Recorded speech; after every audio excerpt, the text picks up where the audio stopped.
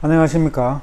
오늘 호치민의 날씨는 대체로 흐리고 비가 내리겠으며, 하노이의 오늘 날씨는 대체로 흐리고 오후와 밤에 비가 내리겠고, 중부 지역의 다낭 날씨는 구름이 낀 맑은 날씨를 보이다가 오후와 밤에 비가 내리겠다고 기상청에서 예보를 했습니다. 이 기사는 꽝린성의 남마우탄광에서 작업을 하던 근로자 3명이 지뢰를 밟아 2명이 사망하고 1명이 부상당했다고 하며, 경찰은 현장을 폐쇄하고 목격자의 진술을 토대로 노동안전에 대한 조사를 진행 중이라고 합니다. 이번 사건뿐만 아니라 꽝린성의 탄광에서는 여러 번의 의문사가 발생했다고 합니다.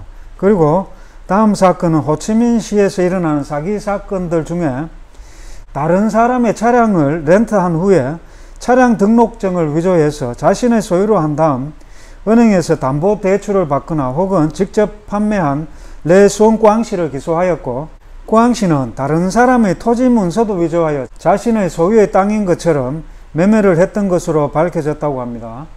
다음 기사는 호치민시 윈후 깐교량에서 하중을 견디도록도 없는 케이블 묶음이 파손된 것을 발견을 하고, 교통부는 문제가 해결될 때까지 16인승 이상의 트럭과 차량이 고가 도로를 건너는 것을 금지했다고 합니다.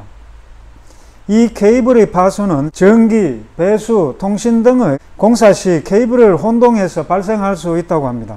참고로 윈후간 도로는 원래 침수가 자주 되던 연약 지반이라고 합니다.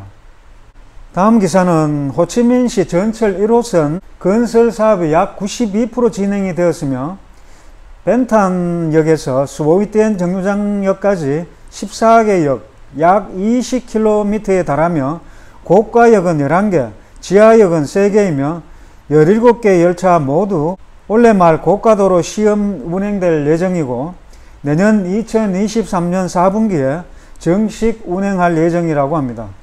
그리고 전철 1호선 사업에 투자된 총 금액은 43조 7천억 베트남동이 넘는다고 합니다.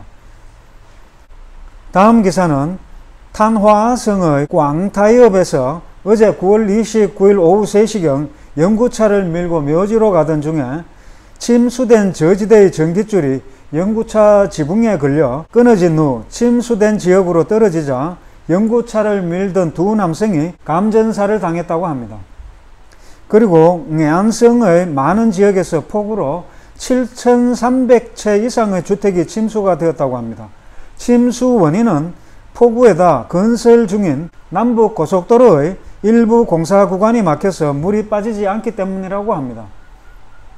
그리고 이 기사는 호치민시가 부동산 거래량이 전국에서 가장 많다고 하는데, 2022년 1월에서 6월까지 부동산 등기소의 민원 지연 건수가 1만 3천여 건으로 신청인에게 불편을 주고 있다고 하는데, 그 원인으로는 1975년부터 지금까지 관리하고 있는 부동산 관련 서류가 펼치면 약 한 4만 미터의 길이가 된다고 합니다. 이런 문제를 해결하기 위해서는 이런 부동산 기록들을 디지털화해야 하며, 추정 소요 예산은 5,190억 베트남동이 될 것이라고 합니다. 그리고 다음 기사는 빌럼시의 한 가정집에 혼자 집에 있던 여성을 칼로 위협해서 금목걸이를 빼앗아 도주한 강도 사건이 있는데, 제가 이 기사를 한번 읽어드리겠습니다. 기사를 읽어보겠습니다. Nghi phạm cầm dao đi vào nhà dân kề dao vào cổ đe dọa rồi cướp sợi dây chuyền vàng của người phụ nữ đang ở nhà một mình. 칼을 들고 민가에 침입한 용의자는 목에 칼을 대고 위협해서 혼자 집 안에 있는 여성의 금목걸이를 강탈하였습니다. 9월 28일 빌럼시 경찰 수사경찰기관은 재산 강탈 행위에 대해서 조사를 하기 위하여 빌럼시 던호이구에 거주하는 28세 전탄tum씨를 형사구금 중이라고 밝혔습니다. 여기는 칼을 들고 집에 침입해서 한 여성의 금목걸이를 강탈한 용의자입니다. 첫 조사에 따르면 9월 26일 12시경에 빌럼시의 던화구에 거주하는 50세의 L 부인은 집 베란다에 앉아 빵을 사고 있을 때 한 낯선 청년이 뒤에서 나타나 목에 칼을 대고 현금과 금을 모두 가져오라고 요구를 하였습니다. M 부인은 아직 제대로 정신을 못 차릴 때 이 청년이 목에 차고 있는 1000만동 가치의 금목걸이를 뜯어서 도망을 갔습니다. MV는 소리치며 쫓아갔지만 따라잡지 못했습니다. 그 후에 피해자는 던허하구 경찰에 가서 신고를 하였습니다.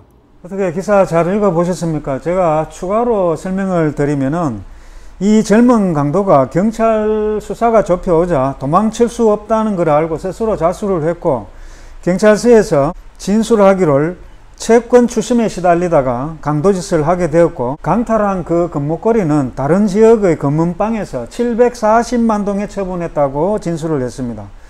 오늘 또 짤막한 비해남 소식을 전해드렸습니다. 다음 시간에 뵙겠습니다.